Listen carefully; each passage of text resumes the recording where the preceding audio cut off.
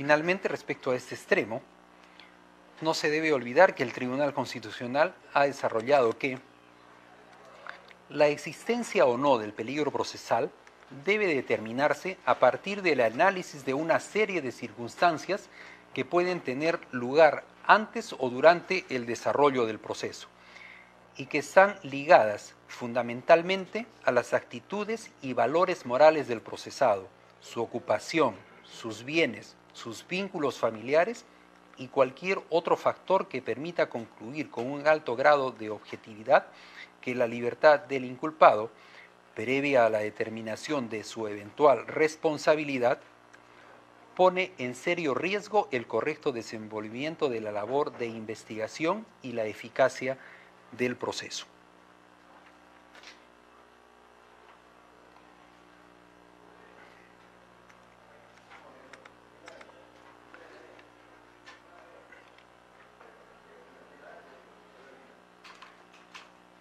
Análisis del juzgado.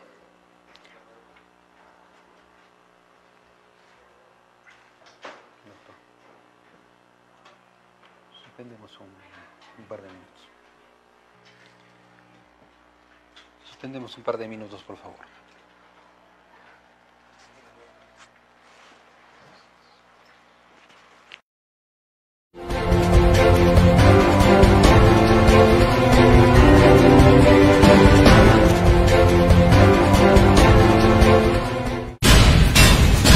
Justicia TV es el canal de televisión del Poder Judicial del Perú, que llega a usted con la información jurisdiccional desde la propia fuente, el juez. Sintoniza Justicia TV en Claro Canal 55, Movistar Canal 551. Contamos con señal abierta digital gratuita 13.2. Nuestro canal internacional streaming justiciatv.pj.gov.pe. Síguenos en las redes sociales de Facebook y YouTube. Somos el canal de los jueces del Perú, porque usted es primero.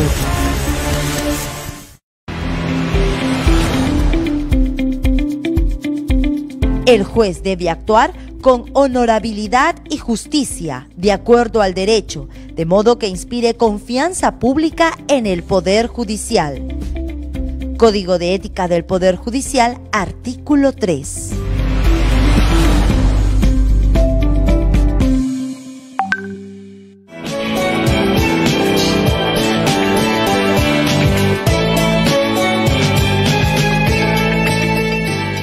La separación convencional y el divorcio ulterior.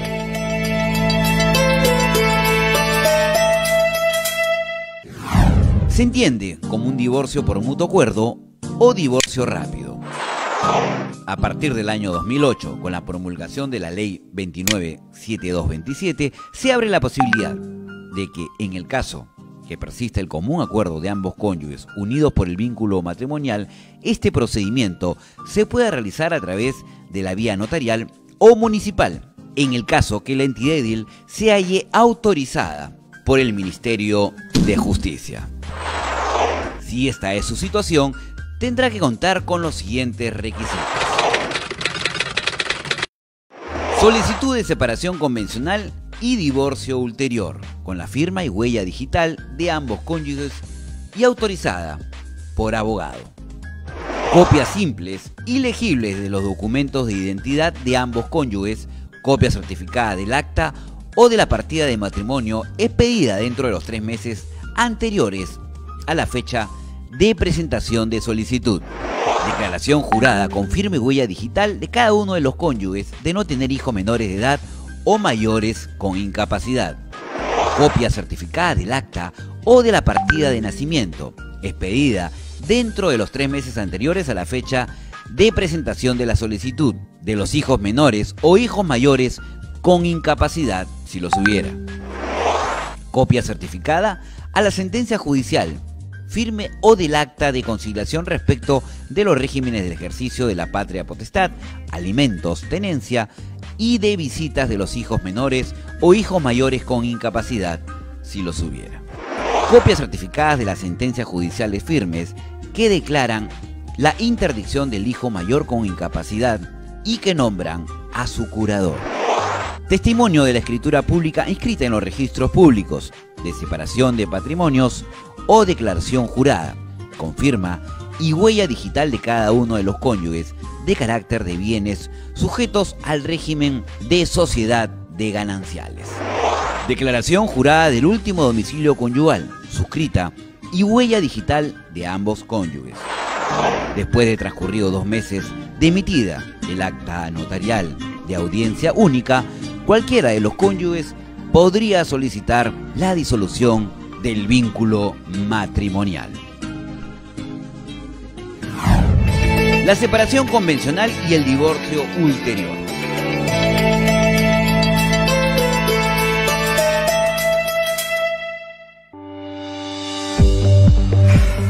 Mama pachata amachanapaq. Computadora llikata wañuchi, yump'aytapuni energías q'aqchaykunata hapichinchis chayqa, gases efecto invernadero nisqatan yapapan. Chaymi equipos llikakunataqa invernación ukhupi saqikuqtinqa 15% pachaqchakuytan pisiyachin. Rafipa ishkaynin uyampi ruway. Imatapas ruwaqtiykiqa ishkaynin uyampipuni ruway. Kaywan hapisi rafikunatan kamanki. Hinaspapas sach'a mut'uykunatapas pisiyanqan. Hinaspapas lliwta huñunakuspa tawqakunaman kamaqta reciclado ukhupi ruwakunanpaq apay. Botella suyt'ukunapi ufyayta pisiyachi. Kay plástico nisqakunaqa yaqa pachaq watakunapin ch'usaqman tukun. Kiruykita maychikuspa unu sut'unanta wisqay. Kiruykita maychikuy ishkay minuto wasapaypi ruwanki chayqa yanqatan unuta alcantarilla pataman usuchinki. Sichus wisq'anki chayqa yaqa tawa minuto tuymitan waqaychanki. Mama pachaq amachayninpaq. Kaqmanta ruwanaykipaq ch'uspata hap'i. Yachasqayki hina plástico ch'uspaqa unaypin ch'usaqman tukun. Chaymi tela nisqamanta ch'uspata hap'inayki. Sapakutin munasqaykiman hina apanaykipaq. Chaymi manaña plástico ch'uspakunatañachu hap'isun. Kaywanqa mama pachatan hinaspa lliw kawsaykunata ima amachanki.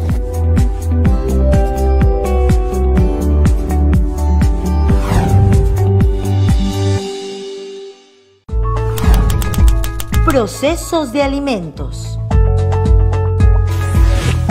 Ahora los procesos de alimentos son más fáciles, pues la ley número 28439 dispone que la demanda de alimentos no requiere firma de abogado. Se puede interponer la demanda a elección de la demandante ante un juzgado de paz o de paz letrado. ¿Quién puede demandar los alimentos? La madre, el padre o quien ejerza la tenencia o custodia del niño o niña. ¿A quién podemos demandar? Al padre o madre, ante su ausencia a los familiares directos. ¿Dónde se presenta la demanda? Si el niño o niña está reconocido por el padre ante un juez de paz letrado o juez de paz. Si el niño o niña no está reconocido por el padre ante un juez de paz letrado. ¿Qué hacer ante el incumplimiento de una sentencia firme o un acta de conciliación extrajudicial que fija una pensión alimenticia? Solicitar al juez que remita al fiscal penal copias certificadas para la denuncia por delito de omisión a la asistencia familiar. Procesos de alimentos.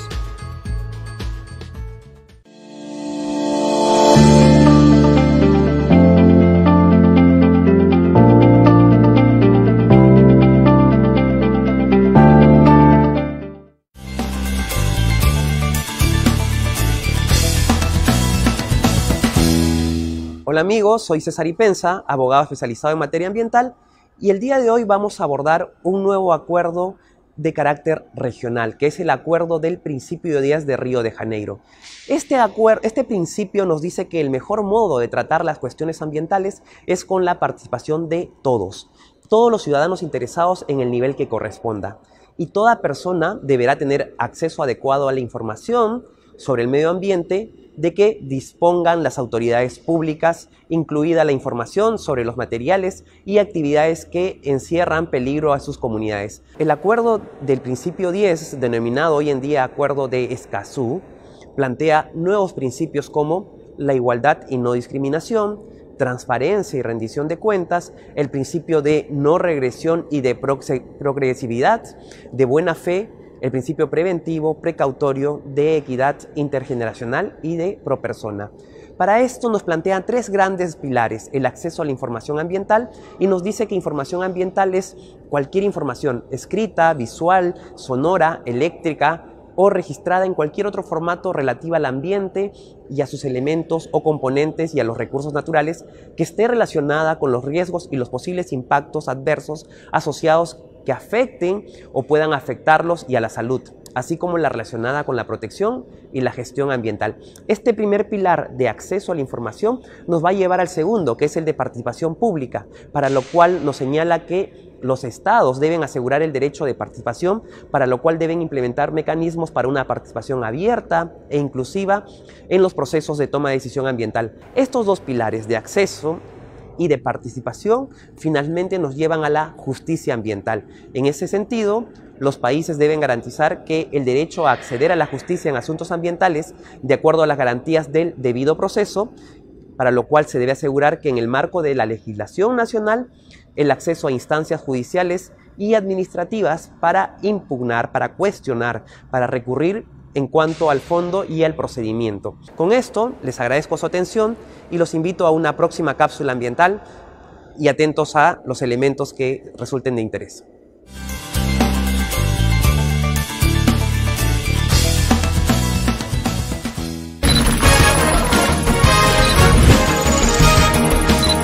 ¿Conoce usted cómo funcionan los tribunales de flagrancia?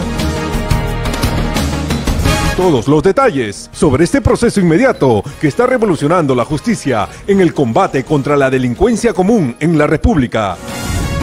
Si el crimen no duerme, la justicia tampoco. Aquí, por Justicia TV, Poder Judicial del Perú, a su servicio.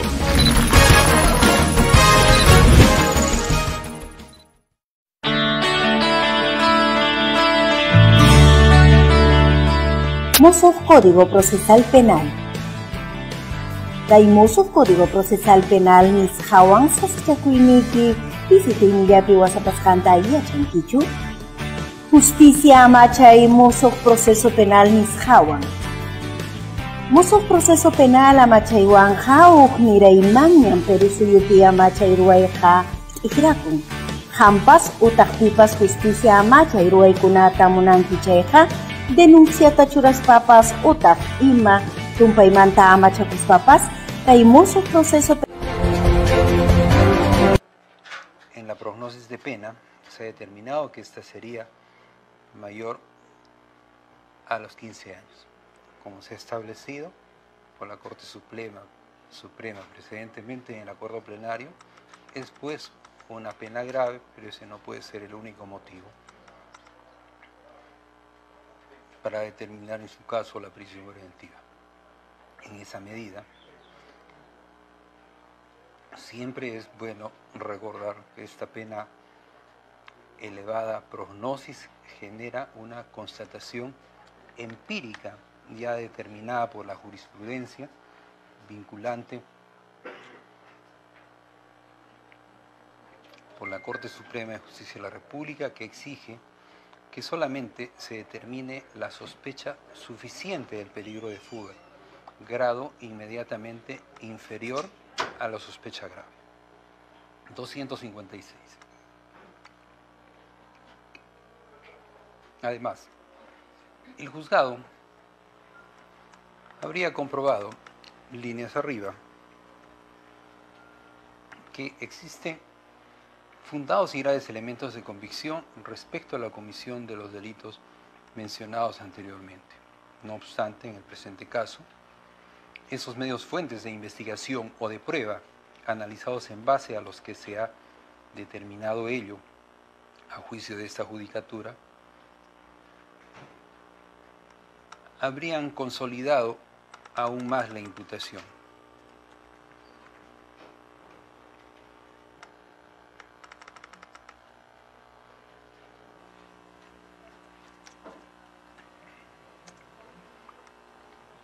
En esa medida,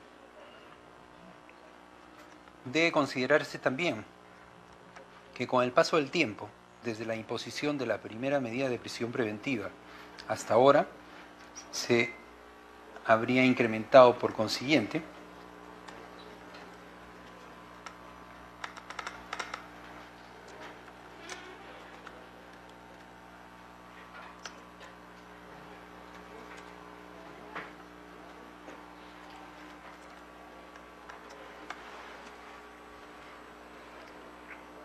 el riesgo de fuga. La razón por la que el juzgado considera que la imputación se ha dotado de solidez se debe a la presencia de medios fuentes de investigación de prueba que, con las corroboraciones realizadas, evidenciarían la precisión de esta imputación reseñada, lo que también se desprende de las numerosas disposiciones que conforman el presente requerimiento de prisión preventiva que han venido siendo modificadas en el tiempo.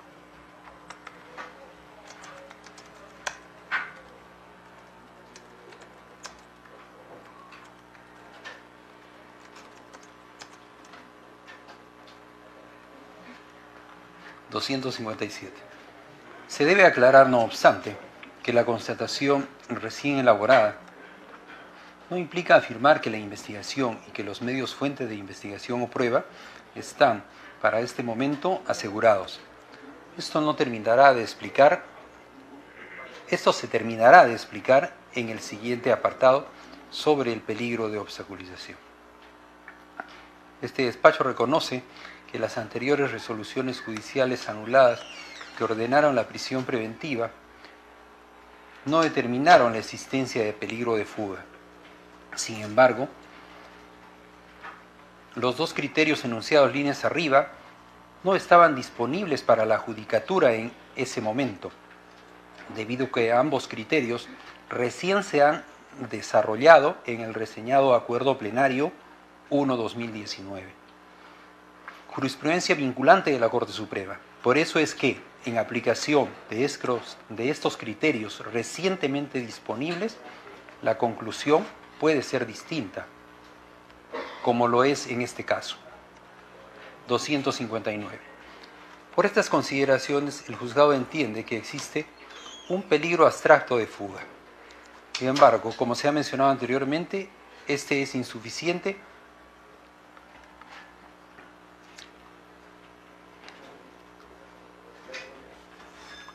y se debe ponderar las circunstancias particulares para determinar que también existe un peligro concreto de fuga. Con relación a las circunstancias concretas, el juzgado debe referirse primero al arraigo laboral. En este sentido, el criterio que ha mantenido esta judicatura a lo largo del ejercicio jurisdiccional es que, aunque existan documentos formales que acreditarían la existencia de una relación laboral, es lógico entender que quien habría realizado la actividad delictiva dentro del cumplimiento de sus funciones laborales no demostraría, pues, la existencia de arraigo laboral alguno.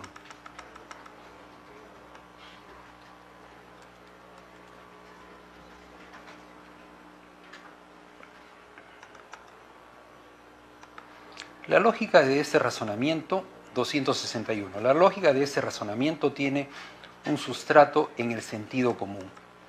El propio término arraigo significa vincularse a personas o cosas, es decir, establecer una relación de calidad que, en el caso del arraigo laboral, sería con las personas y la institución en la que se trabaja, lo que permitiría concluir un arraigo en los términos exigidos por el Código Procesal Penal. Sería la constatación de un arraigo de calidad. Sin embargo, esa vinculación de calidad no puede afirmarse cuando se habría realizado una actividad delictiva en ejercicio de esa labor precisamente. Y como se ha analizado, en los considerandos precedentes sobre el primer presupuesto de la prisión preventiva. 262. El arraigo laboral implica analizar una consideración básica. El trabajo dignifica al ser humano y así siempre se ha entendido naturalmente. Sin embargo, cuando se utiliza aquella herramienta de dignificación para realizar actos que podrían ser penalmente punibles, se corrompe su bondad natural intrínseca. 263. Por eso, este juzgado entiende que no puede existir un arraigo laboral en este caso, en la medida que se habría determinado la existencia de esos fundados y graves elementos de convicción. Respecto a que las actividades delictivas imputadas a la investigada Fujimori Iguchi se habrían materializado justamente en el seno de lo que la defensa alega sería su centro laboral, como presidenta de un partido político. Con relación a los arraigos posesorio y domiciliario, el juzgado entiende que efectivamente todo ser humano es libre de realizar lo que esté o sea más acorde a sus intereses. Sin embargo, esa situación no impide que se puedan efectuar inferencias o extraer razonables conclusiones del ejercicio libre de las personas, que eso es lo que precisamente se ha alegado a lo largo de esta audiencia, que habían algunas otras preferencias. En esa medida se debe tener en consideración que utilizar la libertad personal para no generar un arraigo posesorio o domiciliario, de no llegar a afianzar un arraigo básico, posesorio y domiciliario como tal, con mayor razón si se tiene la posibilidad de hacerlo, permitiría concluir razonablemente que éste no existe o que, por lo menos, no es de calidad. A lo largo de la audiencia existió debate respecto a que una vivienda alquilada, además de que la investigada tenga solamente un vehículo inscrito a su nombre, generarían arraigo suficiente. Esta afirmación en principio no es del todo incorrecta en cuanto al arraigo de calidad se refiere, pues la sola constatación de que no se tienen bienes inscritos a nombre de una persona imputada o que éste vive en un hogar alquilado no descartan en sí mismo la constatación de un arraigo posesorio o domiciliario. Cosa distinta es poder afirmar, conforme a las circunstancias de cada caso en concreto, si nos encontramos realmente a un arraigo posesorio o domiciliario de calidad. 266. Y es que en la medida que la justicia se trata de la virtud de dar a cada uno lo suyo, mal haría este juzgado en no analizar las circunstancias particulares de cada caso y respecto a cada persona, que teniendo la posibilidad de incrementar o nutrir el arraigo básico que tienen o sostienen tener, decidan en plena libertad no optimizarlo en términos de razonable calidad. El análisis del arraigo posesorio y domiciliario sugiere entonces que se considere adicionalmente si es que la persona imputada tiene la posibilidad de generar un arraigo mayor al básico que tenía en un inicio. En consecuencia, se descartará el arraigo posesorio en supuestos en los que, teniendo esa posibilidad, una persona no genera el arraigo posesorio o domiciliario. En el mismo sentido, la reducción de arraigo posesorio por la pérdida de posibilidades para mantenerlo tampoco implicará necesariamente su desestimación. 267. En el presente caso, se habría demostrado que la investigada Fujimori tiene un ingreso promedio mensual de 11.373.67 soles. A juicio de este juzgado, esa remuneración, que solamente incluye la de ella y no la de su esposo Vito Villanella, es más que suficiente para potencialmente haber generado un arraigo razonable mayor al básico que tiene ahora, que se contrae en términos de arraigo posesorio y domiciliario, a la titularidad sobre un único vehículo y una casa alquilada. En efecto, tal es así que la investigada paga una renta por concepto de alquiler mensual muy superior a la media, ascendente a $1.600, que al cambio, de acuerdo con el comprobante de pago adjuntado al expediente, ascendería a 5.536 soles, suma que por sí misma es racionalmente potencial de haber generado ya a una vivienda propia, bajo algún mecanismo de crédito, como dentro de las reglas de la experiencia lo hacen los ciudadanos peruanos, al ser ese monto de alquiler equivalente a más de 5 sueldos mínimos vitales, tanto más que, según la defensa, la condición de mantener su vivienda alquilada la ostenta desde hace 7 años. Estas consideraciones evidencian, a juicio del juzgado, una amplia gama de posibilidades económicas de la investigada para generar un arraigo de calidad que, hasta el momento, no habría generado. 268. En este caso, no se trata de la falta de posibilidades para generar o mantener un arraigo. Por el contrario, se trata de la libre elección de no utilizar los valiosos ingresos mensuales que ostenta para incrementar el arraigo básico que sostiene tener actualmente. Ello evidenciaría que el limitado arraigo posesorio y domiciliario que ciertamente existe no sería de calidad. 269. El siguiente criterio por valorar es el de daño causado y la actitud para repararlo. El juzgado considera que se ha generado un daño patrimonial sumamente elevado al Estado. Además, se ha generado un daño sumamente elevado a la institucionalidad.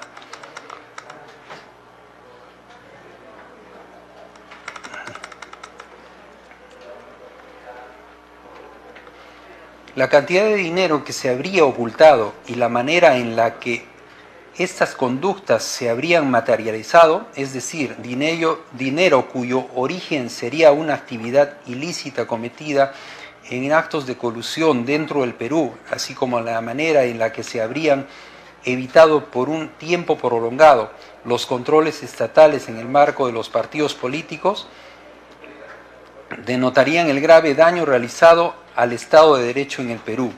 No obstante, hasta el momento no se ha evidenciado una actitud de reparar ese daño. En todo caso, la defensa no ha aportado medios fuentes de investigación al respecto. 270. Otro elemento para ser valorado por el juzgado es las consecuencias que tendría la reintegración de la investigada Fujimori a la organización en cuyo interior se habría formado paralelamente la organización, en la que habría realizado los actos delictivos que se le imputan.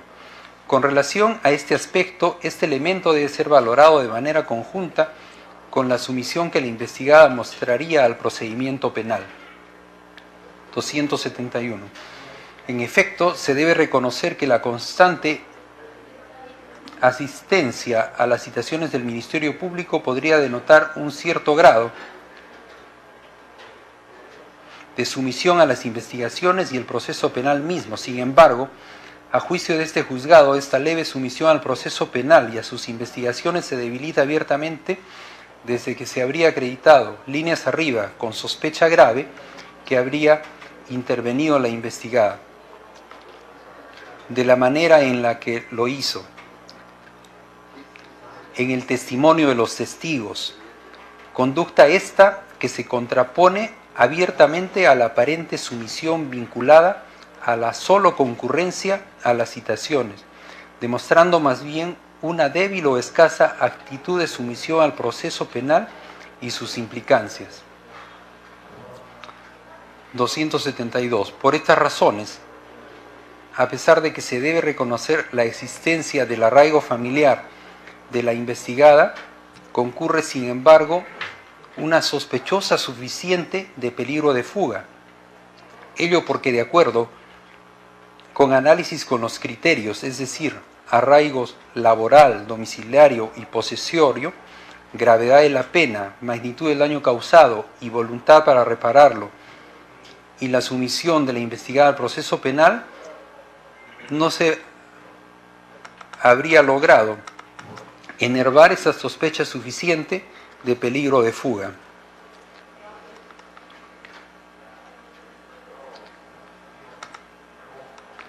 Configurándose de tal manera este tipo de peligrosismo. B. El peligro de obstaculización. A. Normatividad particular e interpretación. 273.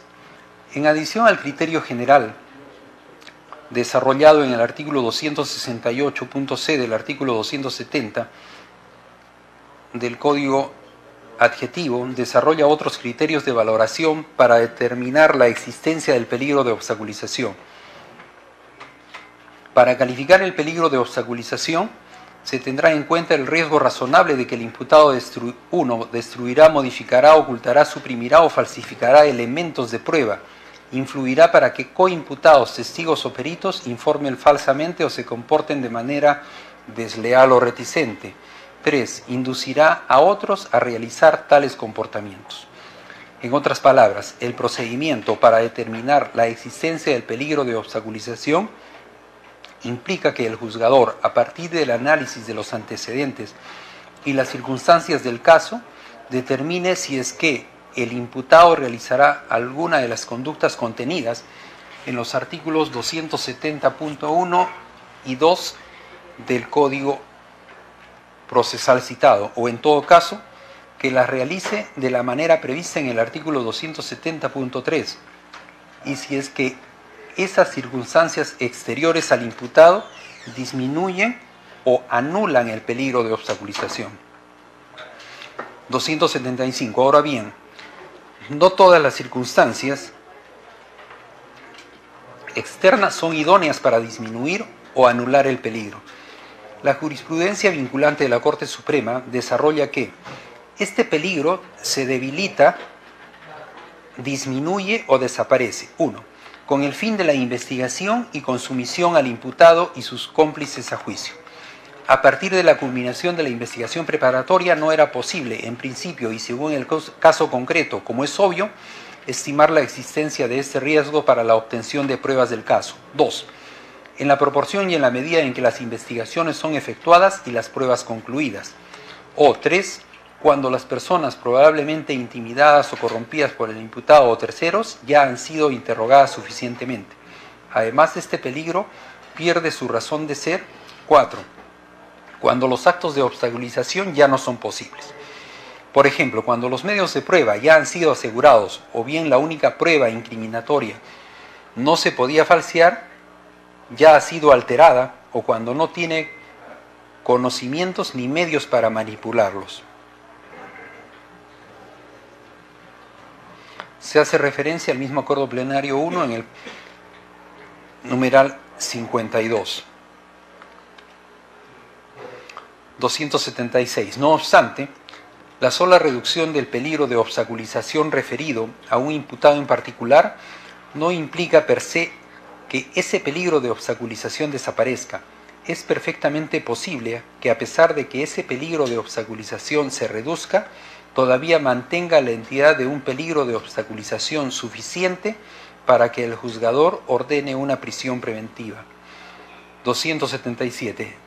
En efecto, la jurisprudencia vinculante de la Corte Suprema ha desarrollado que basta.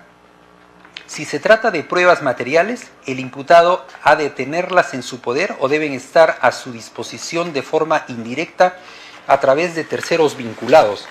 Si se trata de pruebas personales, el imputado debe tener una determinada capacidad razonable de influencia de los testigos agraviados, incluidos peritos o coimputados.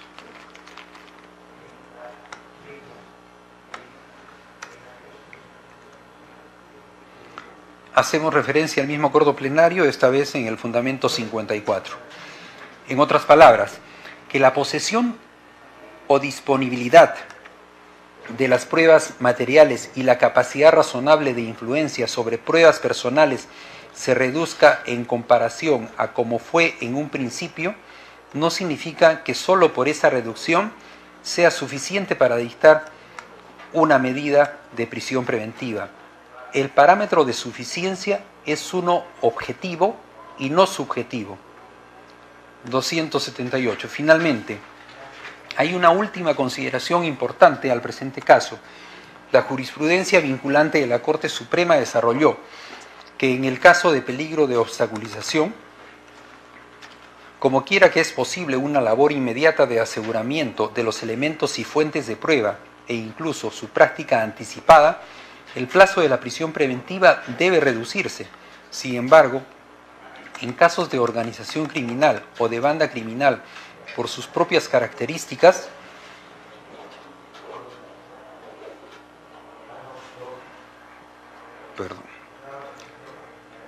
el riesgo objetivo de obstaculización es más intenso desde un primer momento y puede prolongarse consistentemente en el tiempo, más si el aseguramiento de las fuentes de investigación o de prueba puede ser difícil o complicado y prolongado, en especial de las fuentes personales que requerirán, de ser el caso, en función a las necesidades de protección, anticipaciones probatorias.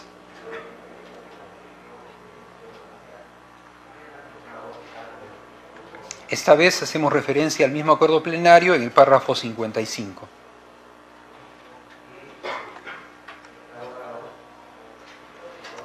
Análisis del juzgado. 279. Con relación al peligro de obstaculización, el juzgado entiende que,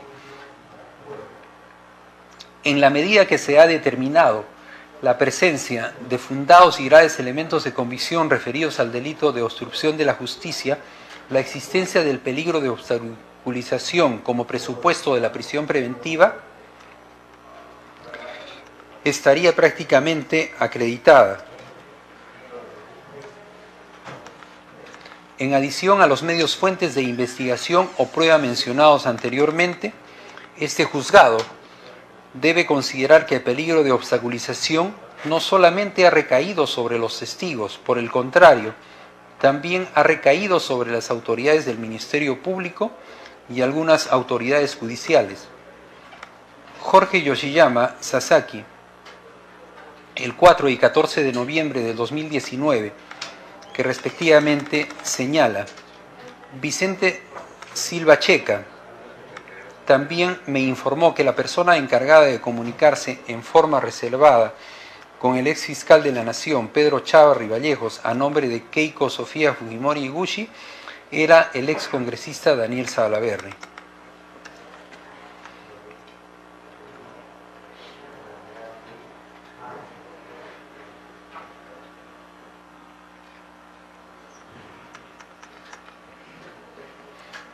Jorge Yoshiyama Sasaki, en su declaración del 4 de noviembre del 2019, sostuvo: Vicente Silva Checa también me informó que la persona encargada de comunicarse en forma reservada con el ex fiscal de la Nación, Pedro Chávarri Vallejos, a nombre de Keiko Sofía Fujimori Iguchi, era el ex congresista Daniel Salaverry, en ese momento vocero de la bancada de Fuerza Popular. Silva Checa me comentó que ambos, Pedro Chávarri Vallejos y Daniel Salaverry, se juntaban de forma sigilosa en sitios diferentes y acordado por terceros. Hasta a veces cambiaban de carro para llegar a sus reuniones. Las reuniones eran para coordinar apoyo mutuo entre la Fiscalía y el Partido Fuerza Popular. 282. Rolando Reategui Flores, en su declaración de 17 de octubre del 2018, cuando era el testigo protegido 2017-55-3, sostuvo que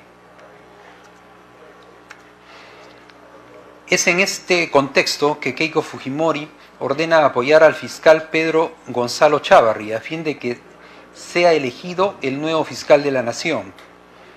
Ella hizo un comentario en esas reuniones del comité político, de las que se realizan los días lunes, indicando que Chávarri debe ser el nuevo fiscal de la Nación. La intención del partido político Fuerza Popular es ir tramitando individualmente las denuncias, con la finalidad de tener presionado al fiscal Pedro Chávarri Vallejos, con la finalidad de obtener beneficios futuros en el Ministerio Público. Muestra de ello es que en la votación de la Subcomisión de Acusaciones Constitucionales, después de la votación del informe del congresista Juan Cheput, que recomendaba que se proceda con la denuncia por infracción constitucional contra el fiscal Chávarri, y habiendo sido ese día miércoles 10 de octubre del 2018 resultado del debate que no proceda la acusación y por lo tanto se archive dicho informe, es que posteriormente a dicha sesión se escuchó comentarios de parte de un congresista de Fuerza Popular que el fiscal Chávarri después de esto ya debe dar alguna señal, en clara alusión al favorecimiento plasmado en el archivo de su denuncia. 283. Estos testimonios darían cuenta de la manera en la que la organización criminal paralela que se habría formado dentro del partido político Fuerza Popular habría tratado de intervenir durante el transcurso de las investigaciones a través de las más altas autoridades del Ministerio Público. Estas declaraciones quedarían corroboradas con la declaración del propio involucrado. 284.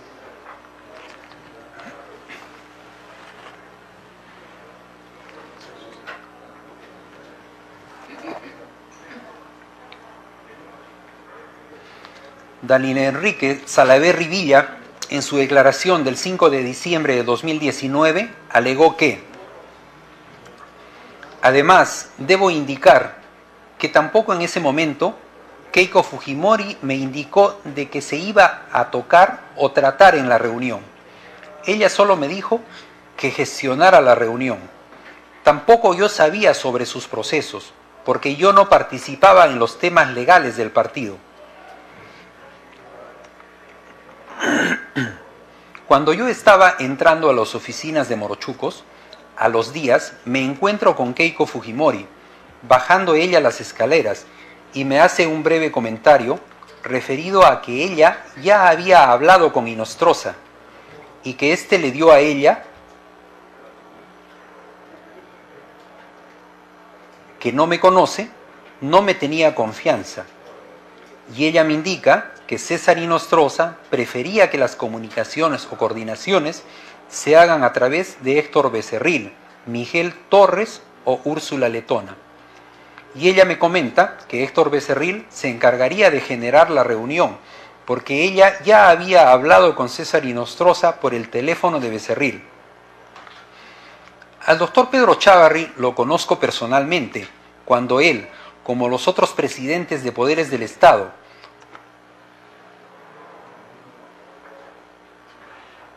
o como cabeza de la institución, me hace una visita protocolar como fiscal de la Nación, al despacho de la Presidencia del Congreso, en los primeros días del mes de agosto de 2018.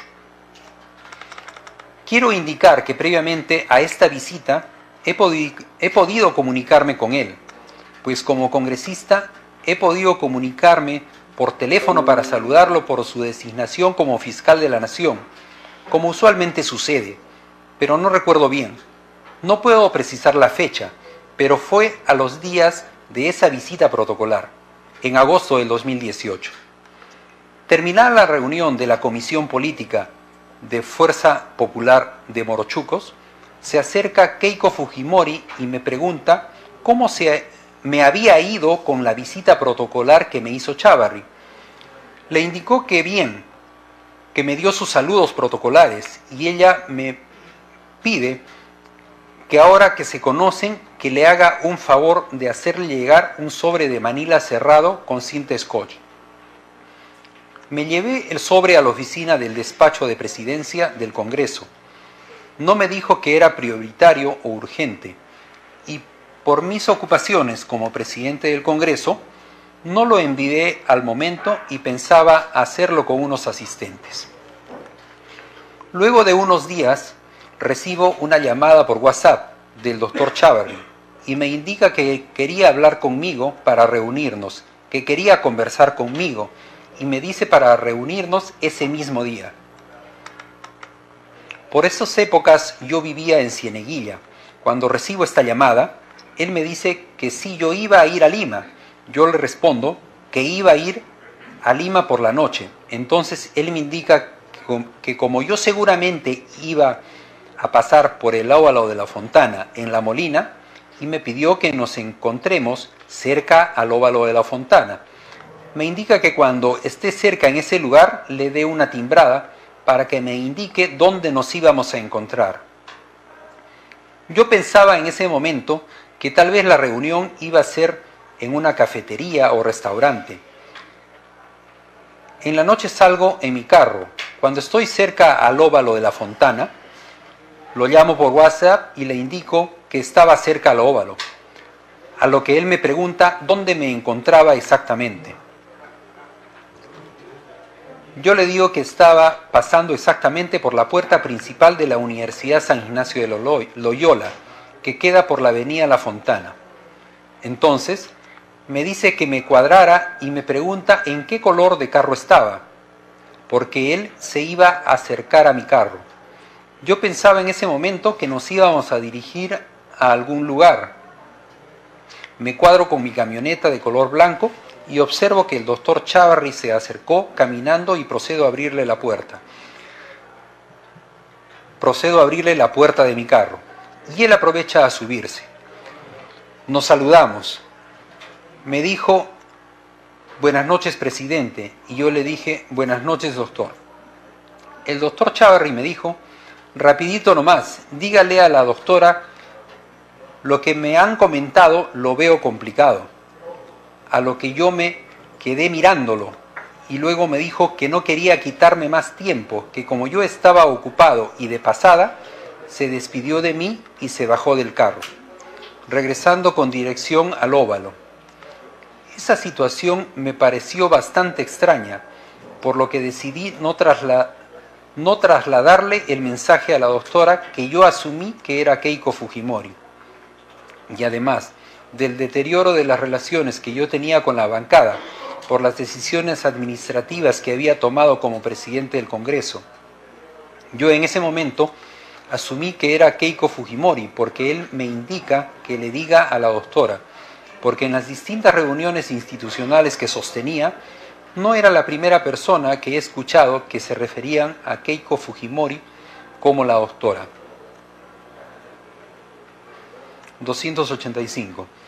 Los hechos narrados por Daniel Salaverry evidenciarían que, efectivamente, existía una voluntad del investigado Fujimori para que él, en su calidad de antiguo presidente del Congreso de la República, se contactara con la máxima autoridad del Ministerio Público para influir en la manera en la que se producía la investigación de su caso.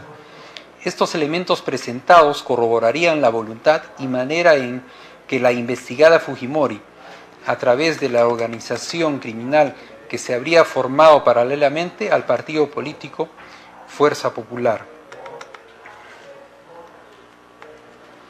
286. Ahora bien, no solamente con esos hechos, sino que también se refieren a otro intento de injerencia en el órgano más importante del Poder Judicial. Rolando Reategui Flores, en su declaración del 5 de diciembre del 2019, señaló que el presidente del Congreso, Daniel Salaverry, me informó que hubo una reunión entre Keiko Fujimori y Miki Torres con el juez César Inostroza. Luego de salir los audios se comprueba que César Inostroza se había reunido con Miki Torres y luego sale lo de señora K.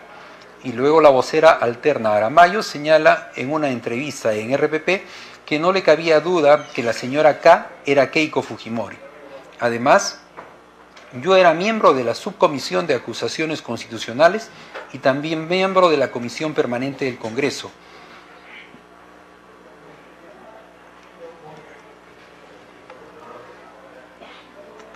Y habían llegado denuncias acerca del señor César Inostroza, pero la orden de la cúpula del partido, dado a través del presidente de la comisión y voceros, era alargar el proceso y no acumular las denuncias y verlas una por una.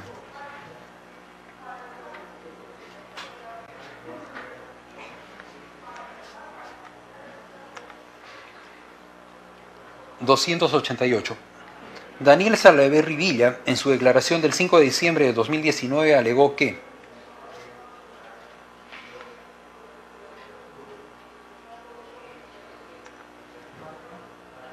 solo puedo señalar que en una ocasión, habrá sido en los primeros días del mes de mayo de 2018, Keiko Fujimori me solicitó que tomara contacto con el juez César Inostroza para generar una reunión. Y cosa que no hice porque yo no conozco al juez César Inostroza.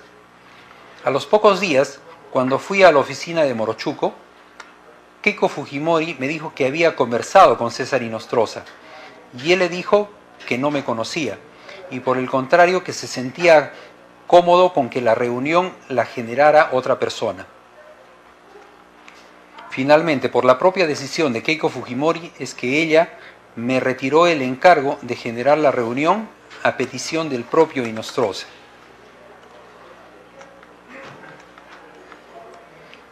(289) Estos testimonios darían cuenta de presuntas vinculaciones entre la investigada Fujimori y el antiguo juez de la Corte Suprema César Inostroza. Dichas versiones, a juicio del juzgado, quedarían corroboradas con la versión de uno de los participantes en ese contacto. 290. Edwin Antonio Camayo Valverde, en su declaración de 6 de diciembre de 2019, señaló: a fines del año 2017, entre los meses de noviembre y diciembre, el doctor César Inostroza Pariachi quería conocer a la señora Keiko Fujimori Iguchi. Era insistente en querer llegar de alguna forma a dicha señora. Yo entré el 20 de febrero del 2018 y los primeros días de marzo del 2018 hice contacto con Héctor Becerril. Lo llamé por teléfono, si podía tener una reunión con el doctor César Inostroza en mi domicilio y aceptó venir a mi domicilio. En dicha reunión, en los primeros días de marzo, es que se da esa reunión en la que llega a mi domicilio. A eso de las 6 de la tarde, Héctor Becerril, luego de eso llega el doctor César Inostroza y los hago pasar a mi sala comedor, en un sillón beige que tengo en la entrada. Se sentaron a conversar. Ellos ya se conocían. Yo me fui a traer algunas bebidas, se las entrego a ambos señores y el doctor César Inostroza le dice a Héctor Becerril que quería conocer a la señora Keiko Fujimori y que él podía ayudarle en sus temas o problemas judiciales que tenía y que a su vez él tenía interés de ser presidente del Poder Judicial.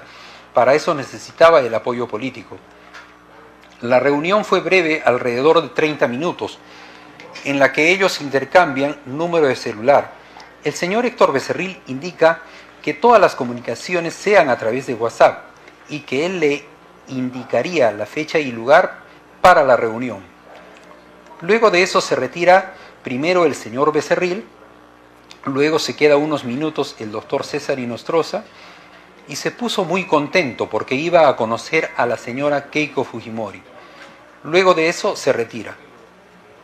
A fines del mes de marzo, por la Semana Santa, yo me encontraba en la ciudad de Murguay, en Tarma, y recibo la llamada del doctor César Inostroza, que se encontraba en la ciudad de Jauja. Entonces se dirigió de Jauja a Tarma. Nos encontramos en el Señor de Murguay y nos fuimos a comer truchas en una piscigranja Yaroca ubicada en el kilómetro más debajo de Murguay. El doctor César Inostroza llegó con su señora madre, su esposa y su chofer. El doctor César Inostroza me comenta que sí había logrado tener la reunión con la señora Keiko Fujimori, que lo había recogido y lo habían llevado al distrito de Surco frente a la Universidad de Lima, que habían entrado a una urbanización y que le habían dado muchas vueltas, y llegaron a la casa partidaria en la que estaba la señora Keiko Fujimori, Héctor Becerril y el doctor César Inostroza. En la reunión, el doctor César Inostroza me cuenta que habían hablado de políticas de Estado, los cambios que deberían hacerse dentro del Poder Judicial y que habían logrado llamar la atención de la señora Keiko Fujimori por sus altos conocimientos que él tenía. Pero que el señor Héctor Becerril le dijo que la señora Keiko Fujimori tenía reuniones preestablecidas y que tenía que retirarse. El doctor César Inostroza me dijo que Héctor Becerril se sintió celoso de él porque le llamó la atención de la señora Keiko Fujimori. El doctor César Inostroza hace un comentario que los únicos que lo podían sacar del puesto de juez supremo era el Consejo Nacional de la Magistratura o el Congreso de la República. Y con esto él se sentía que tenía el poder político, porque su ambición era ser presidente del Poder Judicial. Posteriormente, en el mes de abril de 2018, en una reunión, el doctor César Inostroza me hace el comentario de un caso de casación de la señora Keiko Fujimori que iba a caer en sus manos, y con eso él iba a tener el poder político, porque su ambición era ser presidente del Poder Judicial. Luego de eso, el 30 de abril, yo saco mis boletos vía LAN de Lima a Jauja, con retorno el 5 de mayo. El día 3 de mayo recibo una llamada del congresista Miguel Torres y me dice que había tenido una reunión partidaria y que la señora quería una reunión con el doctor César Inostroza en mi domicilio. A lo que yo llamo al doctor César Inostroza y le hago saber que la señora quería una reunión, a lo que él me responde: ¿qué señora? Yo le digo que la señora acá, pero no entendía bien, y yo le contesto: de la señora de la fuerza número 1, y me dice que quería que la reunión sea a la 1 de la tarde, pero él me indica que sea a las 11 porque tenía otra reunión. A lo que yo le indico si sabía de qué señora se trataba, y me dijo que sí, y que él mismo le había dicho a la señora que las reuniones sean en mi casa. Tanto el señor Héctor Becerril como el señor Miki Torres hacían referencia a la señora Fujimori. El 3 de mayo yo dejé la festividad que tenía, tomé un auto particular para retornar a Lima y efectúa la reunión en mi domicilio, en la que primero llega el congresista Miguel Torres, pero el doctor César Inostroza se demora en llegar. Entran a mi sala comedor, el doctor Miki Torres se sienta mirando a mi jardín y el doctor César Inostroza se sienta de espaldas a mi jardín. Cuando el doctor César Inostroza entra, el señor Miguel Torres lo saluda con mucho respeto y el doctor César Inostroza le indica que lo tutee, que lo llame César. Yo compré chifa para atenderlos. Mientras servía chifa, César Inostroza comenzó a hablar de lavado de activos y que tenía un proyecto de ley que podía ser debatido en el Congreso, que tenía jurisprudencia que sustentaba su tesis. Yo me retiro a la cocina llevando a algunos platos. Al retornar, el señor Miguel Torres estaba tomando nota en una servilleta. Hablaban entre los dos. Al darme cuenta de eso, fui a traer un cuaderno de espiral para que lo use el congresista Miguel Torres y no use la servilleta. Me di cuenta que ellos, que querían privacidad en el tema que querían hablar, me fui a los servicios higiénicos para hacer tiempo y cuando regreso, Miguel Torres había tomado apuntes en 2 hojas y volvieron a tocar el tema del lavado de activos. Cuando retorné, Miguel Torres arrancó las hojas de apuntes que había tomado y se las mete al bolsillo con la servilleta. En el momento que hice ese comentario fue como si hubiera acabado la reunión. Miguel Torres indica que se retiraba y que tenía agenda por cumplir. A la hora que él se retiraba, llama a su seguridad para que lo recoja y me agradece por la reunión usando estas palabras: como siempre, Antonio, usted es un gran amigo, y que estaba satisfecho de la reunión. Que el doctor César Inostroza era muy inteligente y muy didacta. Yo regreso a la sala comedor donde se encontraba el doctor Inostroza, quien estaba con las manos arriba como señal de victoria, y me pregunta qué me había dicho. Yo le digo que eras muy inteligente y didacta, y el señor Inostroza me indica que era docente porque enseñaba en las universidades, y se toma el estómago con las manos y dice que se había convertido en el consultor de Fuerza Popular. Luego toma su terno y llama a su seguridad y que lo recogiera y agradece por la reunión y se retira. Antes de que se retiraran, el doctor César Inostroza y el congresista Miguel Torres hicieron cambios de teléfono e indica que las comunicaciones tienen que ser por WhatsApp. Después no volví a tener reunión con las personas mencionadas. Me refiero como la señora K a la señora Keiko Sofía Fujimori Iguchi. Me refiero como la señora de la fuerza número 1 a la señora Keiko Sofía Fujimori Iguchi. Me refiero al congresista Miguel Torres. Me refiero al congresista o excongresista Héctor Becerril.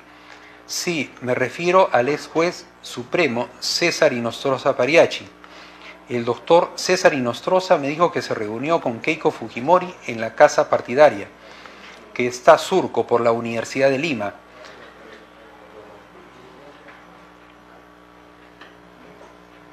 Para que diga si usted participó en la reunión que, según ha declarado, César Inostroza le comentó que había tenido con la señora Keiko Fujimori en la casa partidaria. Yo no participé. Para que diga si usted estuvo acompañado de alguien cuando, según lo ha declarado el señor César Inostroza, le hizo referencia a la casación. Me lo comentó personalmente.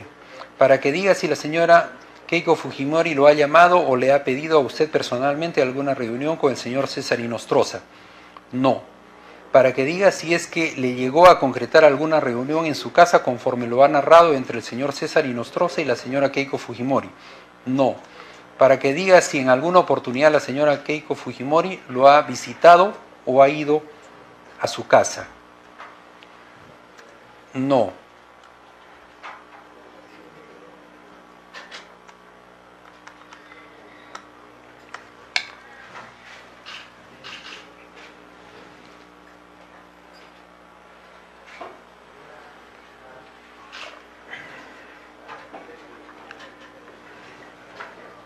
$291.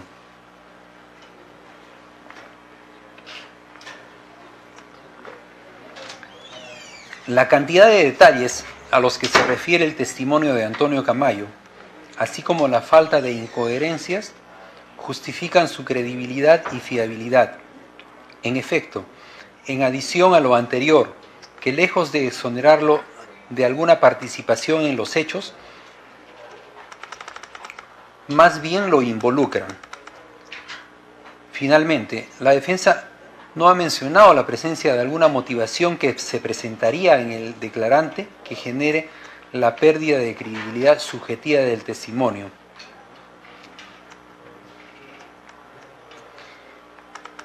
Si bien es cierto, ha sido parte de los alegatos de la defensa, haciéndole algunas preguntas donde se habría contestado en forma negativa, ello no desacreditaría su versión porque se trata de circunstancias distintas a las que se estaban interrogando.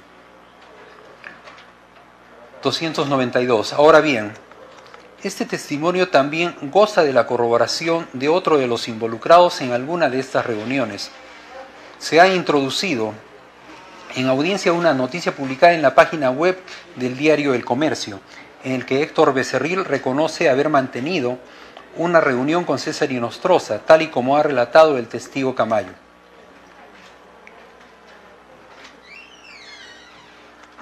$293. Estos hechos, a juicio del juzgado, evidencian un elevado grado de peligro de obstaculización. Ahora bien, es evidente que se debe reconocer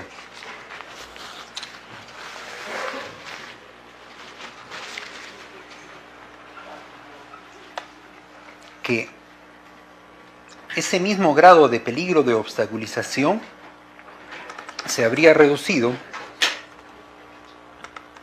La investigada ya no contaría con injerencia en las instituciones estatales más importantes. No obstante, y como se expresó líneas arriba, la sola reducción de un elevado grado de peligro de obstaculización no implica que éste ha recaído por debajo del parámetro suficiente para estimar una medida de prisión preventiva. 294. Por el contrario, en audiencia se ha introducido un hecho que implicaría una latencia específica y concreta de peligro de obstaculización respecto a la afectación a los testigos y su testimonio. En su declaración de 10 de enero de 2020, el testigo protegido 2017-55-21 declaró haber sido uno de los falsos aportantes que habría dado cuenta respecto a la firma de los recibos dinerarios y que habría sido inducido por los abogados vinculados a la investigada Fujimori para que preste su falsa declaración, con el mismo patrón de los demás aportantes falsos. En efecto, en esa declaración expresamente señala: tengo conocimiento que el señor Roberto Carlos Yu Miyagi ha sido citado por esta Fiscalía para que declare con fecha 28 de enero de 2020, en horas de la mañana, a raíz de lo cual sé que el señor Roberto Carlos Yu Miyagi ha recibido llamadas de varios números, tales como 960-0241-31, 926-37-11-76, 919-2805-60, entre otros, como si estuviera siendo víctima de reglaje, siendo que incluso el día martes 7 de enero del 2020,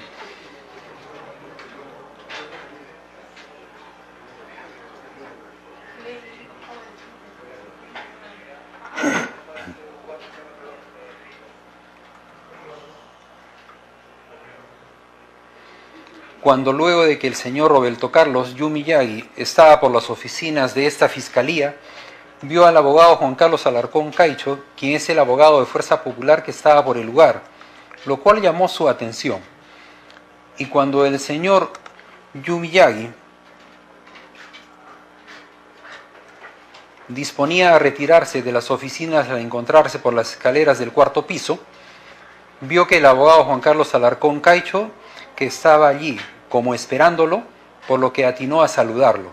Y el abogado le dice: te conozco de algún lado, tu cara me parece conocida, conversando entre ambos por un lapso breve de 3 minutos aproximadamente, donde incluso el abogado Juan Carlos Alarcón Caicho le pide al señor Roberto Carlos Yu Miyagi su número de teléfono celular, su nombre completo, diciéndole que lo iba a llamar para que se reunieran y le entregue unos documentos y conversar respecto a su declaración programada por esta Fiscalía el 28 de enero del 2020,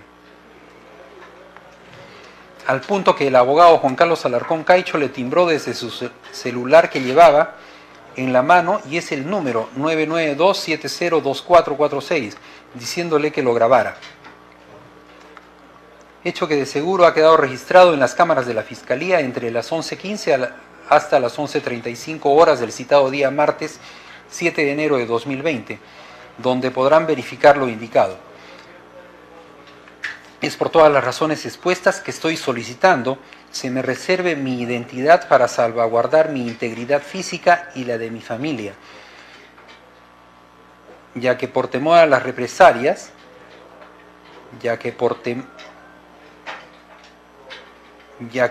temo a las represalias, SIC, en mi contra.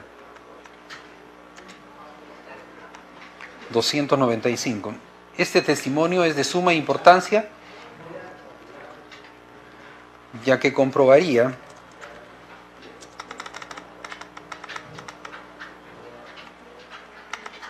la latencia concreta del peligro de obstaculización en el presente caso, porque se presenta exactamente el mismo patrón que se habría comprobado con sospecha grave respecto del peligro de obstaculización.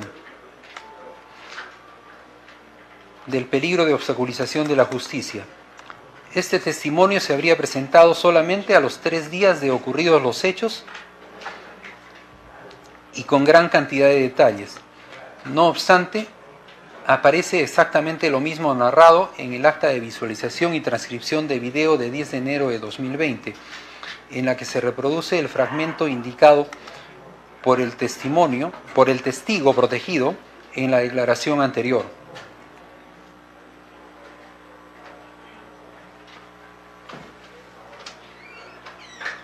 Además, se adjuntaron 3 capturas fotográficas del video en el que estarían ambas personas. 296. La defensa ha presentado cuestionamientos a la valoración de los medios probatorios en el sentido que el video no tiene audio y justamente por eso no se puede corroborar la declaración del testigo protegido en el extremo de su contenido. No obstante, este juzgado considera que carece de todo razonamiento lógico el hecho de que el contenido de una conversación solamente puede determinarse a partir de una cámara que debería estar grabando constantemente este tipo de situaciones. 297. El juzgado valora el testimonio del testigo protegido en el extremo del contenido de la conversación, básicamente en 2 circunstancias. Primero, que existe un video en el que se plasma el encuentro. Y segundo, que el testigo protegido, a solo 3 días de sucedido los hechos, señala lo que sucedió con todo detalle. Sin embargo, no solo son estos elementos que de por sí ya serían suficientes, sino que más bien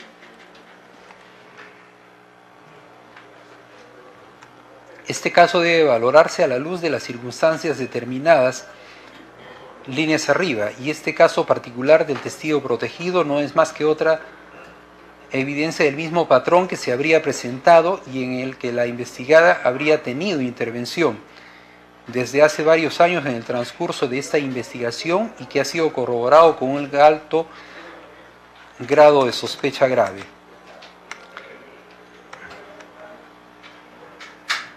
Es más, esos hechos solamente demuestran con un grado de sospecha grave que tanto el delito de obstaculización de la justicia como el peligro de obstaculización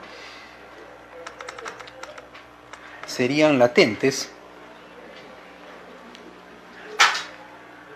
y apuntan hacia la fundabilidad de la medida coercitiva personal.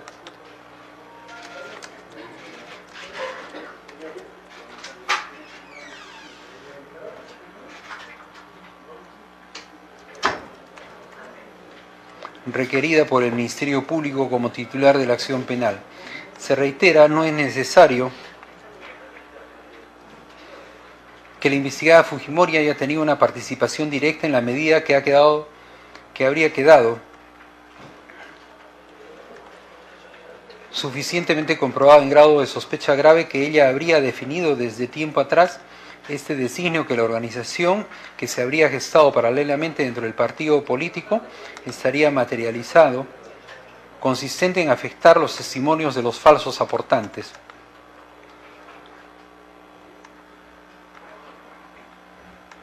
(299) Por otro lado, la defensa también ha sostenido que es imposible que el abogado de Fuerza Popular se haya enterado de la diligencia y que más bien el encuentro sería coincidencia.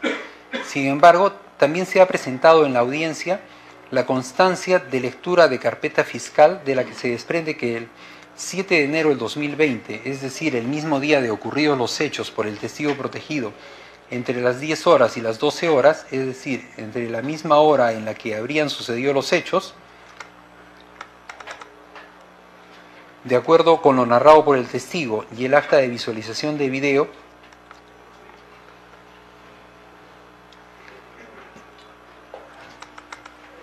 la abogada de Fuerza Popular estuvo presente en el Ministerio Público.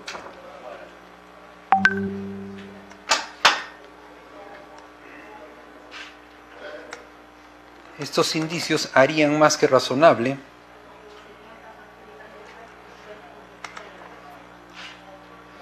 concluir que el abogado de Fuerza Popular que se acercó al testigo protegido tomó conocimiento de su presencia y esto corroboraría su versión. 300. Es más, el juzgado debe reiterar que dentro de los criterios mencionados en la jurisprudencia vinculante de la Corte Suprema reseñada líneas arriba, la reducción del peligro de obstaculización cuando finaliza la etapa de investigación solamente ocurre dependiendo de las circunstancias del caso concreto. No obstante, en el presente caso eso no puede ser determinado en la medida que las circunstancias se evidenciarían de una manera estructurada y organizada en la que los abogados del partido político se habrían aproximado a los testigos y además lo seguirían haciendo. 301. En ese sentido, dentro de los reseñados criterios vinculantes de la Corte Suprema está el hecho de que se garantice la posibilidad de un interrogatorio suficiente de estos testigos, no solo durante las investigaciones, sino fundamentalmente en la etapa más importante del proceso penal, que es la etapa de juicio oral, que es la etapa en la que por regla general se producen las pruebas de cargo y de descargo. 302.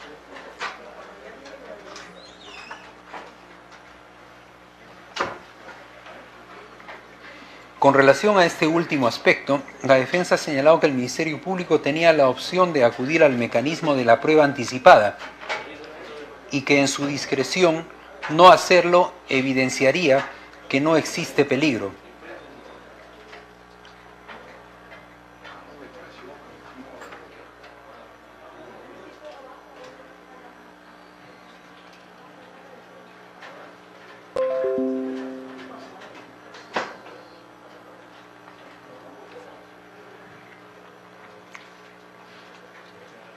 Sin embargo, el juzgado tiene dos cuestionamientos de este razonamiento. 303. El hecho de no acudir al mecanismo de la prueba anticipada no evidenciaría que el Ministerio Público entiende la ausencia de peligro de obstaculización. En todo caso, esa inferencia necesitaría una corroboración que no ha sido presentada por la defensa. Además de ser una exigencia especialmente irrazonable, en el presente caso por la gran cantidad de testigos involucrados. 304.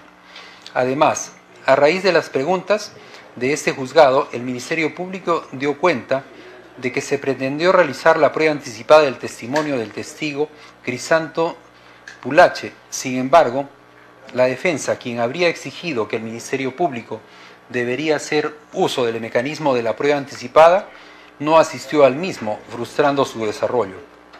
La defensa, en respuesta a esto, no negó los hechos, sino que, al contrario, solamente atinó a explicar que la razón de su inasistencia fue porque no consideró necesario ello. 305. El juzgado entiende que esta respuesta es insuficiente en la medida que la propia defensa es la que ha invocado la falta de uso del mecanismo de la prueba anticipada del Ministerio Público como una evidencia de que no existiría peligro de obstaculización. 306. En conclusión, el juzgado determinaría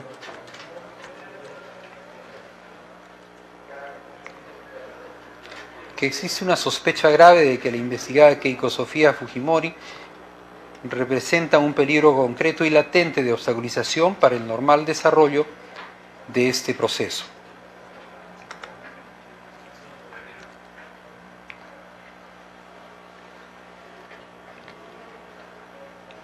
Por consiguiente,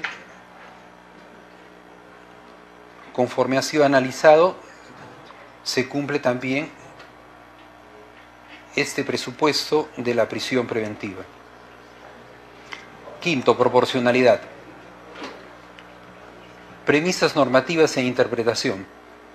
El artículo 253 del Código Procesal Penal establece que la restricción de un derecho fundamental requiere expresa autorización legal y se impondrá con respeto al principio de proporcionalidad y siempre que, en la medida y exigencia necesaria, existan suficientes elementos de convicción. La Corte Suprema ha desarrollado en su jurisprudencia vinculante que el criterio rector desde el principio de proporcionalidad es el que la prisión preventiva durará el tiempo imprescindible para alcanzar cualquiera de los fines que la legitiman y en tanto subsistan los motivos que justificaron su adopción.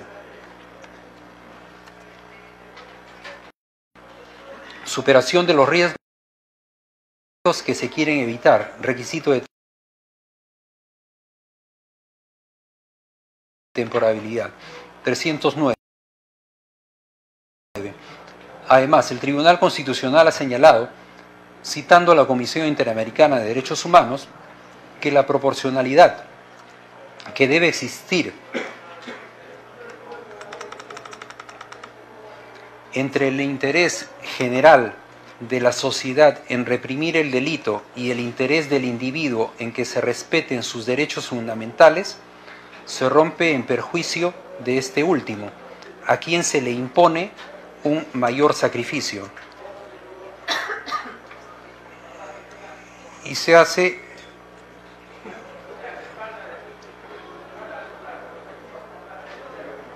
el pie de página haciéndose referencia al expediente, a la resolución emitida también por el Tribunal Constitucional en el expediente 791-2002, habeas corpus, de fecha 21 de junio del 2002, en el fundamento jurídico número 9.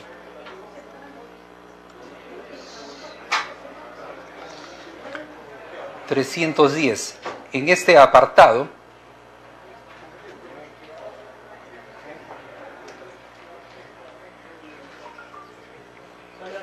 tienen que guardar silencio, por favor. Están interrumpiendo desde hace minutos el desarrollo de la audiencia. En este apartado, la exigencia del ordenamiento jurídico se refiere a comprobar si es que la medida de prisión preventiva es una idónea, necesaria y estrictamente proporcional. Análisis del juzgado. 311. El juzgado debe hacer notar que para empezar la medida de prisión preventiva es una medida constitucionalmente permitida.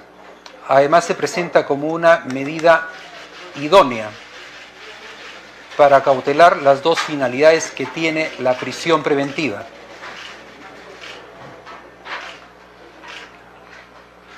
Buenas tardes.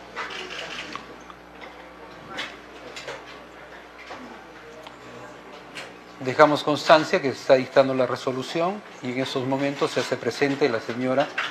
¿Puede identificarse, por favor, con su nombre completo, el número de su DNI y su dirección domiciliaria? Keiko Sofía Fujimori Iguchi, DNI 10001088, domicilio Avenida La Floresta, 241, departamento 301, Surco. Bien. Continuamos con el dictado de la resolución. El juzgado debe hacer notar que para empezar la medida de prisión preventiva es una medida constitucionalmente permitida. Además, se presenta como una medida idónea para cautelar las dos finalidades que tiene la prisión preventiva, a saber que la investigada no impide el normal proceso de la investigación penal y que, además, no eluda la posible ejecución de una sentencia. En este caso, en la medida que se ha determinado la existencia de peligro de fuga con sospecha suficiente y de peligro de obstaculización con sospecha grave. 312. Por otro lado, con relación al análisis de necesidad, se debe afirmar que, en efecto, el Código Procesal Penal contempla otra medida que también tendría, y en principio sería idónea para lograr la finalidad de garantizar la posible ejecución de sentencia y la finalidad de garantizar que la investigada no impida el normal desarrollo de la investigación. Tal medida sería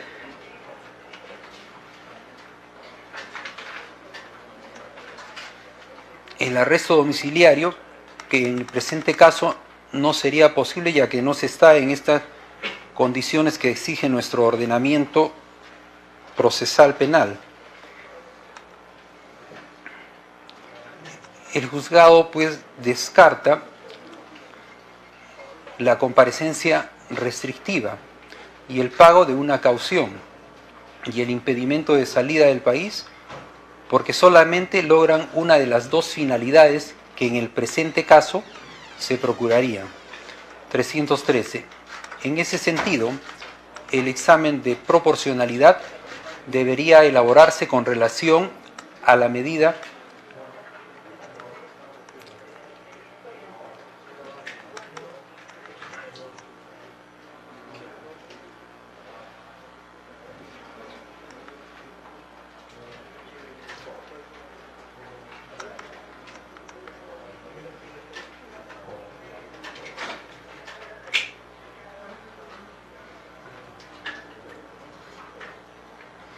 de comparecencia restrictiva. Sin embargo, esta no garantizaría con la misma intensidad que la prisión preventiva la finalidad de evitar que la investigada pueda eludir la posible ejecución de la sentencia. No garantiza con la misma intensidad la finalidad de evitar que la investigada interrumpa el normal desarrollo de las investigaciones como se ha descrito en forma amplia precedentemente. 314.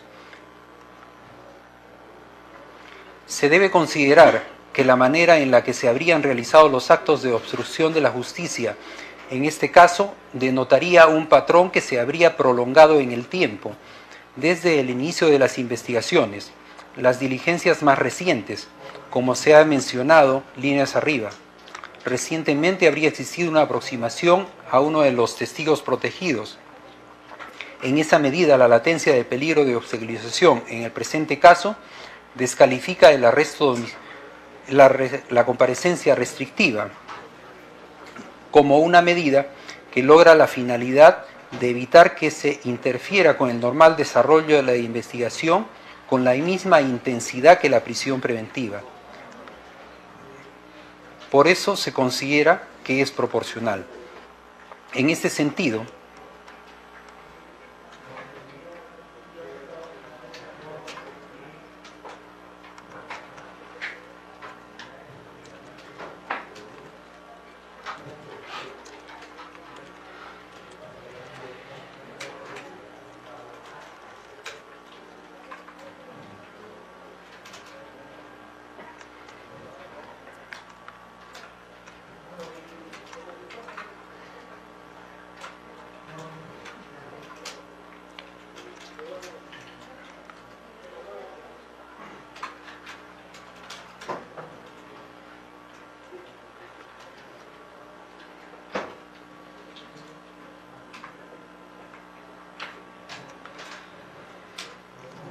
aunque es innegable que la investigada tiene derecho a la libertad personal, existe también la seguridad de la sociedad a cargo del Estado, el cual a través del Ministerio Público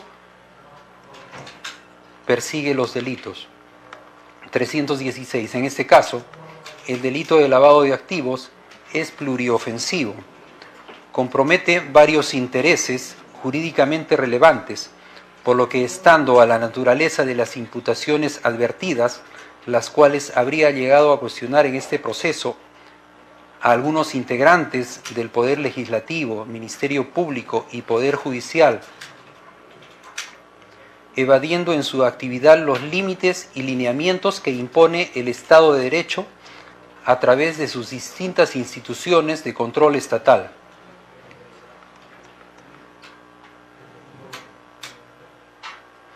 (317)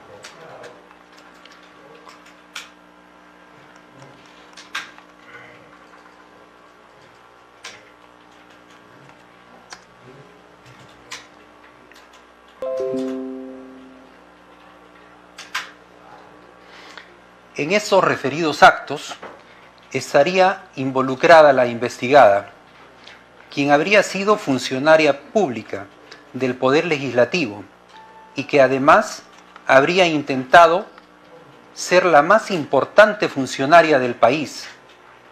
Por esas razones expuestas, el juzgado entiende que la medida de prisión preventiva cumple con los estándares de proporcionalidad requeridos, como ha sido reseñados, ya que resultaría idónea, adecuada, necesaria y proporcionalmente estricta.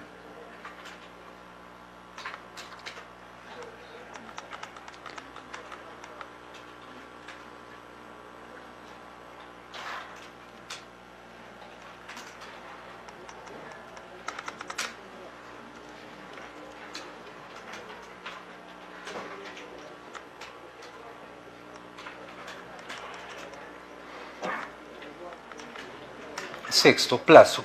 1. Premisas normativas e interpretación. 318. La Corte Suprema ha desarrollado en su jurisprudencia vinculante que no es posible que en abstracto se establezca se establezca un único plazo a partir de la cual la prisión preventiva, en cada caso penal, pueda reputarse como irrazonable. Ello implicaría asignar a los procesos penales una uniformidad objetiva e incontrovertida, supuesto que es precisamente ajeno a la grave y delicada tarea que conlleva valorar la eventual responsabilidad penal de cada uno de los individuos acusados de la comisión de un ilícito. El plazo legal de la prisión preventiva ha de entenderse que no coincide con el plazo razonable de duración del proceso en su conjunto y debe ser mucho menor.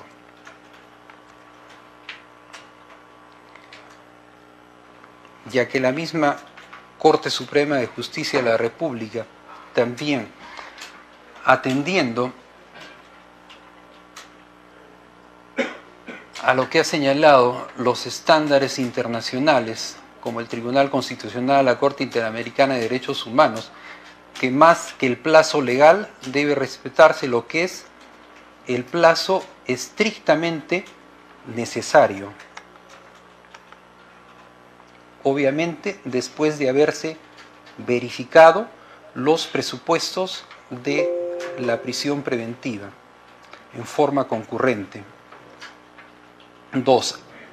Análisis del juzgado sobre el plazo. 319. El Ministerio Público ha solicitado 18 meses de prisión preventiva y 2 días, expresando que en 2 meses finalizaría la etapa de investigación. El juzgado entiende, como ha manifestado líneas arriba, que el fin de la etapa de investigación eliminaría en principio la necesidad de imponer la medida de prisión preventiva. Sin embargo, en este caso se ha demostrado una necesidad imperante de cautelar los testimonios de las personas involucradas, por lo menos hasta el momento que sean interrogadas de manera suficiente, lo que ocurriría por regla general en el juicio oral.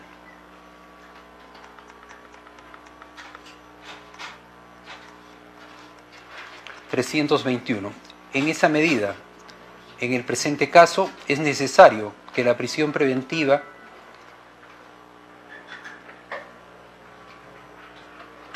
dada la naturaleza de la investigación y del procedimiento, se prolongue además durante la etapa intermedia y la etapa estelar, que es el juicio oral,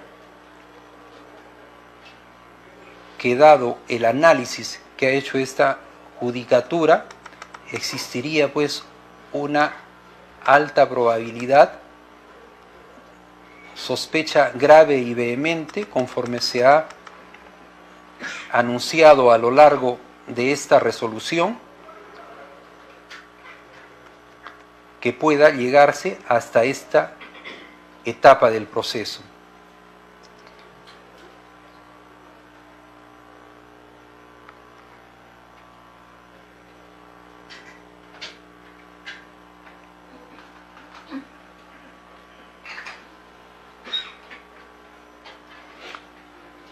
Así, se tiene que, a los 2 meses alegados por la Fiscalía para concluir con la investigación, se pueda agregar un periodo aproximado de 5 meses de etapa intermedia, ya que, como ha señalado,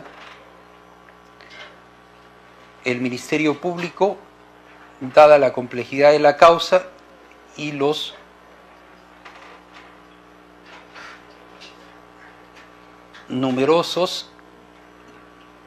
numerosas personas que vienen siendo investigadas en esta causa,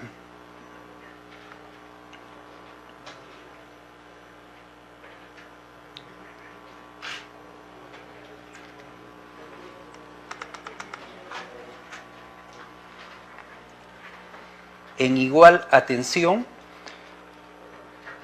se podría prever que en 8 meses se podría terminar con el desarrollo del juicio.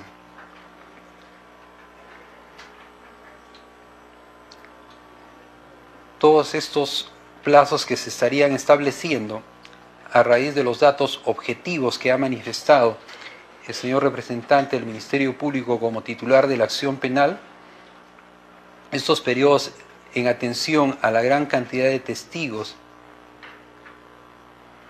que involucra el caso en concreto, en específico, y el tiempo que implicaría su actuación.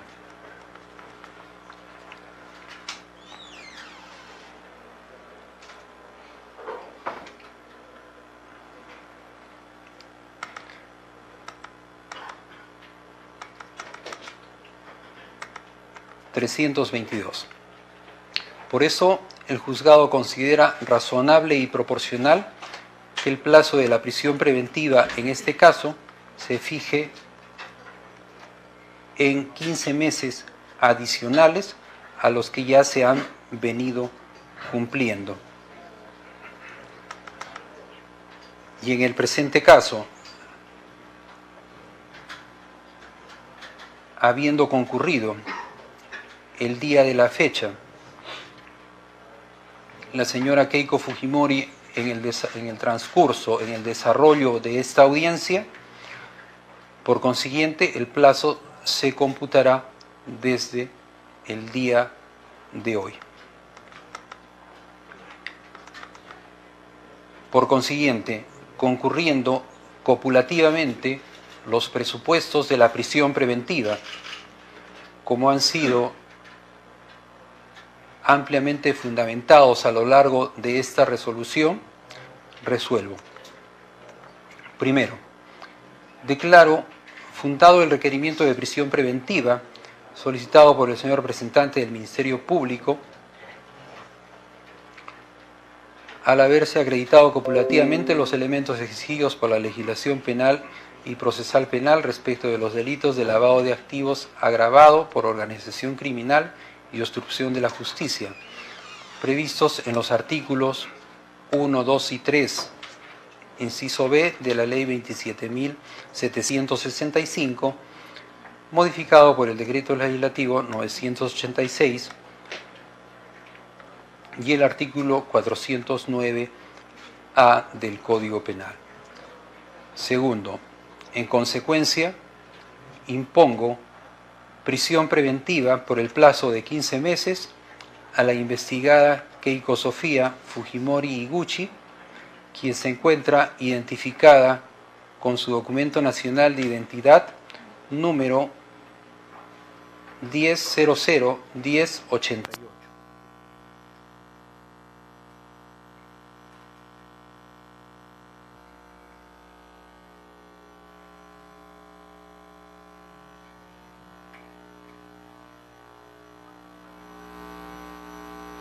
Ordeno la inmediata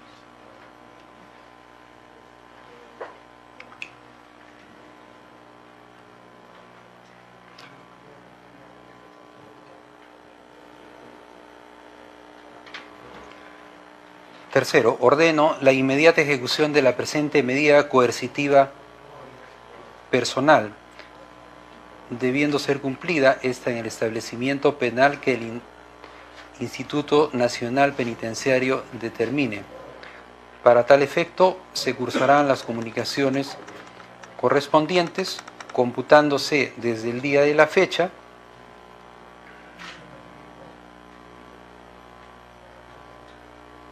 y teniendo vigencia hasta el 27 de abril del 2021. Todo ello en el día y bajo responsabilidad. Tómese razón y hágase saber. El Ministerio Público.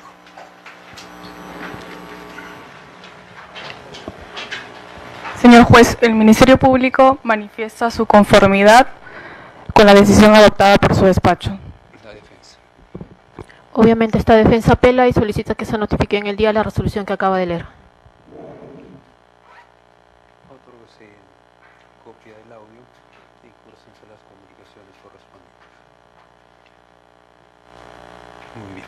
Concluimos esta audiencia siendo las 17 horas con 57 minutos. Buenas tardes.